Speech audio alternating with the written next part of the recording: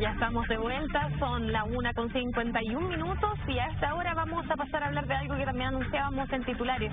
El ex obispo Durán vuelve a hacer noticia, esta vez por un robo que sufrió, fue víctima de un violento asalto en su parcela durante la madrugada de este martes recién pasado. Una banda integrada por 8 delincuentes, 4 de ellos vistiendo trajes verdes y pasamontañas para emular a carabineros, habrían ingresado a una casa aledaña para engañar a los guardias, identificándose como policías e indicándoles que debían realizar un allanamiento. Posteriormente el grupo llegó a la casa principal y cerca de la 1:30 de la mañana, mientras Durán se encontraba junto a su esposa en su domicilio, se percataron que la banda de delincuentes, portando armas cortas, se metieron a su casa tras derribar a patadas la puerta principal para amenazarlos de muerte. Finalmente el obispo habría sido maniatado junto a su esposa y luego golpeado con una pistola en la cabeza para intimidarlos. Paralelamente, los falsos carabineros registraban el domicilio y se llevaron joyas y dinero en efectivo, todo esto avaluado en 20 millones de pesos. Para conversar sobre esto ya se encuentra en nuestro estudio Walter Vega, él es director del Concilio Nacional de Iglesias Evangélicas y Protestantes. Walter, ¿cómo está? Muy buenas tardes. Muy buenas tardes, muchas gracias por la invitación. Gracias a usted por estar con nosotros.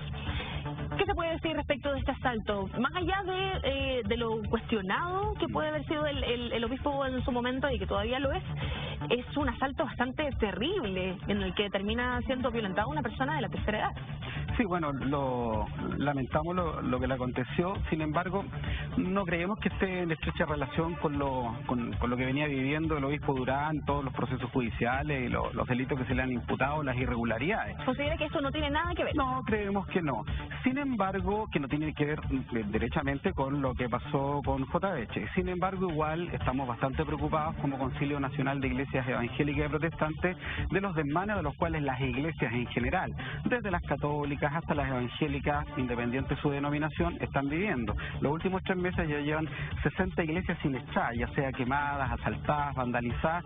Entonces, tal vez podría ser que algunos grupos anárquicos, podría ser eventualmente que hayan tomado como referente al obispo Durán, que fue un símbolo de algún sector de la iglesia evangélica, como alguna forma de intimidar o de destruir los símbolos, que es lo que estamos leyendo más o menos tanto en los trascendidos como los acontecimientos y hechos que están sucediendo.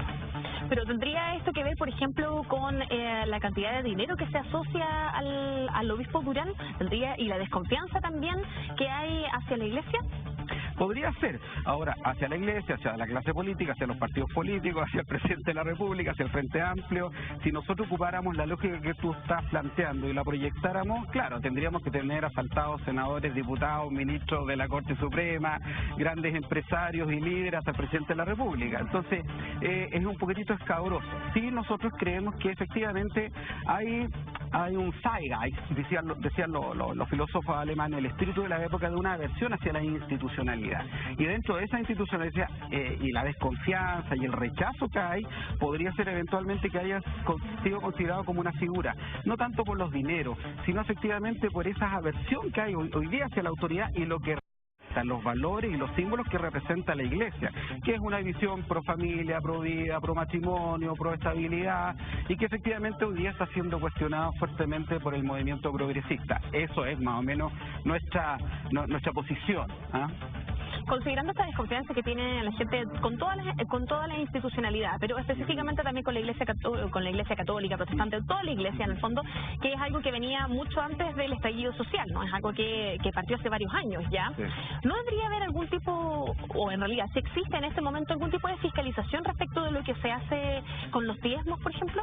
Eso va a depender de la denominación, o sea, delante te comentaba que habían cerca de 3.800 denominaciones en Chile, más 1.000 sustanciándose hoy día en el Ministerio de Justicia, sin contar las otras personerías jurídicas de derecho privado que antes que saliera en vigencia la ley 19.688. Tú entenderás que la iglesia evangélica y protestante es eminentemente libertaria. Nosotros creemos en la libertad.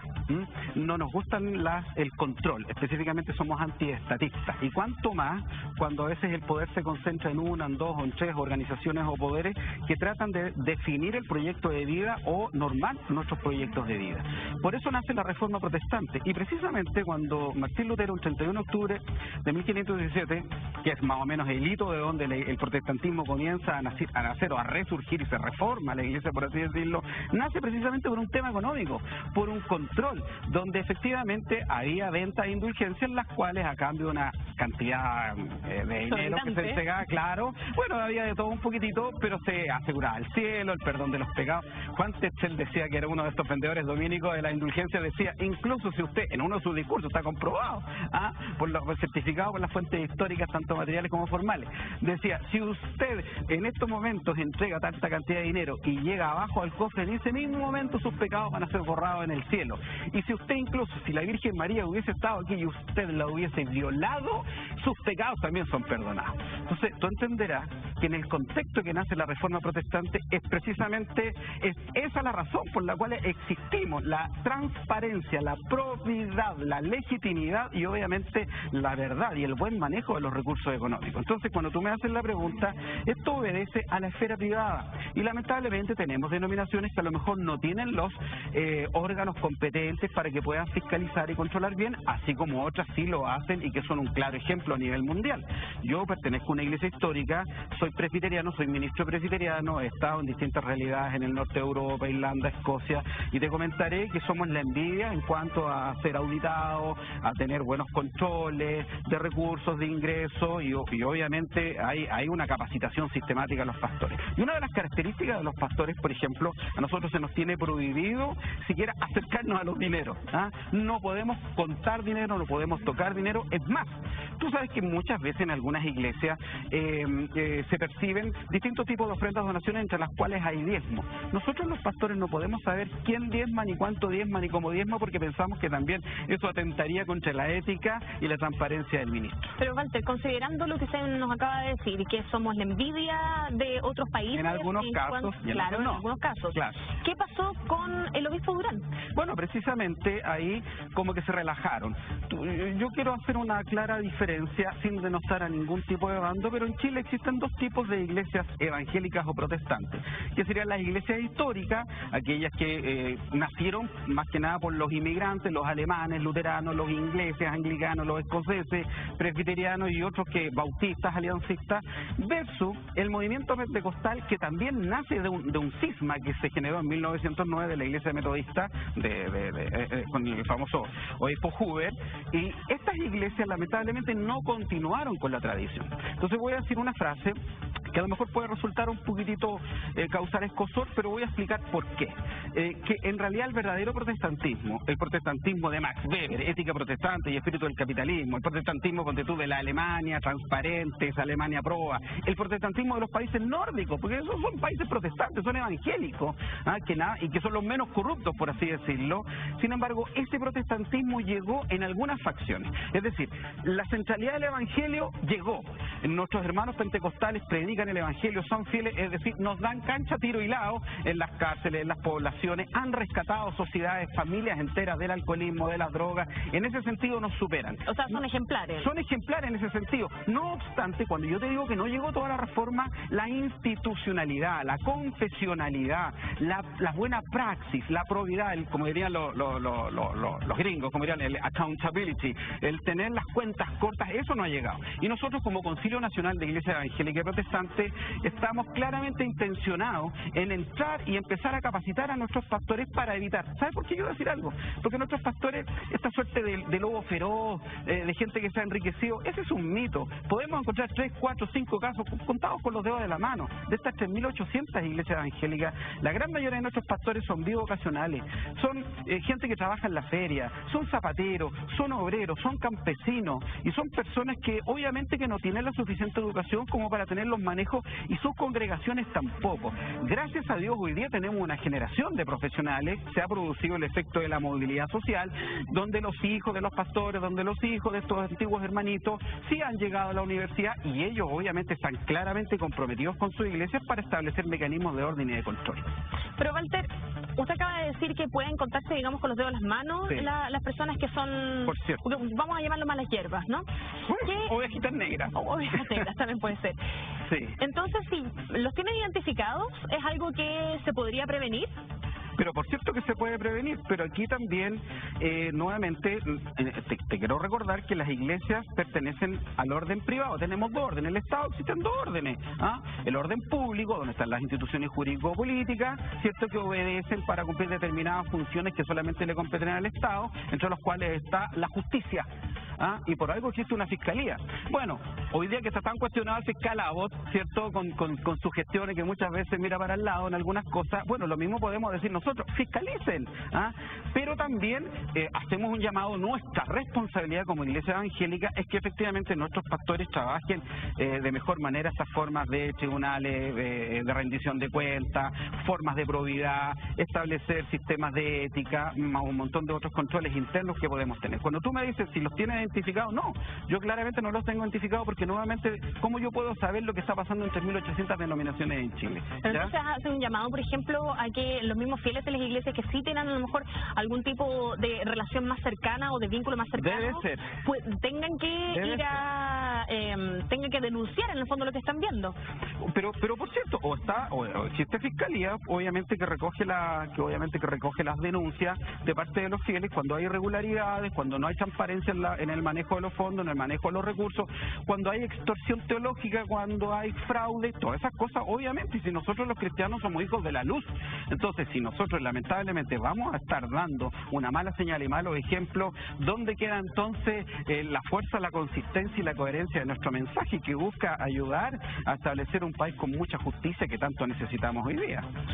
Walter, quiero volver a un concepto que usted acaba de mencionar, la extorsión teológica, la acaba de decir. ¿A qué se refiere con eso y cómo se da hoy en día? Bueno, cuando hablo de extorsión, más que nada estoy apuntando a muchas veces que hay prácticas de líderes que son muy carismáticos, líderes que concentran todo el poder y se presentan como verdaderos mesías. Es tanto el poder que ellos manejan, nuevamente, te estoy hablando no de la generalidad de la iglesia evangélica, pero sí hay unas que otras organizaciones que nos parecen preocupantes, donde se enriquecen, donde no dan cuenta, no hay transparencia de los recursos y lamentablemente hay muchas veces un lavado de cerebro y que nosotros, a la luz de un mal manejo de la escritura y que nosotros también lo hemos advertido y estamos en contra de eso. Por ejemplo, es cosa de conocer y muchas veces se ha festinado en los medios o se ha festinado en las redes sociales de una mala y pésima doctrina que nosotros estamos en contra, que es la famosa teología de la prosperidad, que es una aberración teológica, va contra la escritura y va contra el espíritu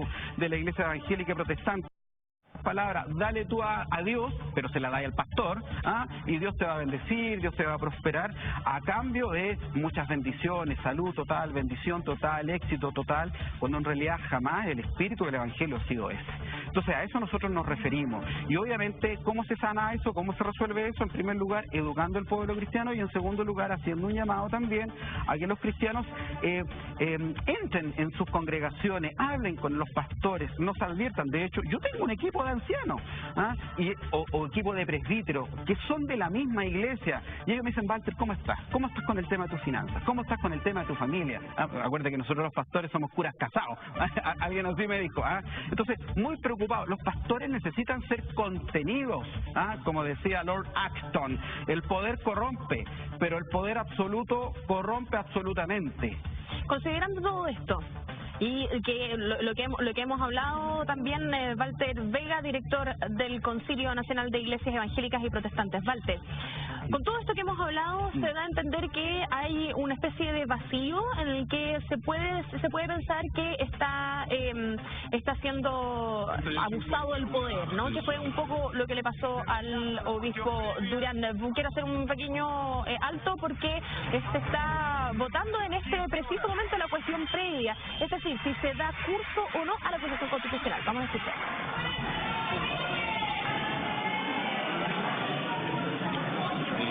A las 15 horas retomamos la sesión.